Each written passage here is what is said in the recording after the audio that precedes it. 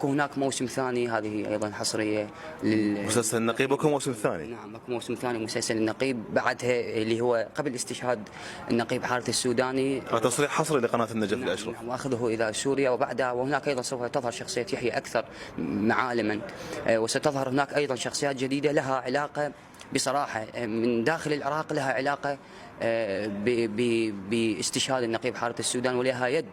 كيف هذا الموضوع يكون؟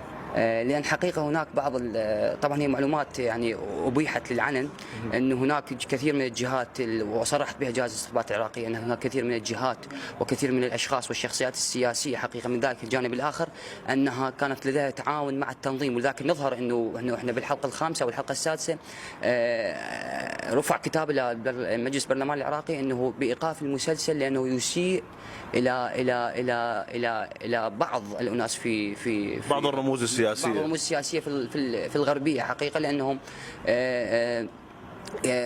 هناك جانب، لأن المسلسل حقيقة كان 99% من عدة أحداث حقيقية وحوارات حقيقية، لذلك هم قالوا هذا المسيء جاي يسيء لأهالي الغربية، باعتبار انه جاي يطلع شخصيات معروفه سياسيه، لذلك احنا ابتعدنا على هذا الجانب. لكن من الموسم الثاني راح تكون هوايه اشياء تظهر للناس ان شاء الله. يعني راح تكون اقوى من الاول ان شاء الله. ان شاء الله في مرحله الكتابه ان شاء الله. موفق ان شاء الله.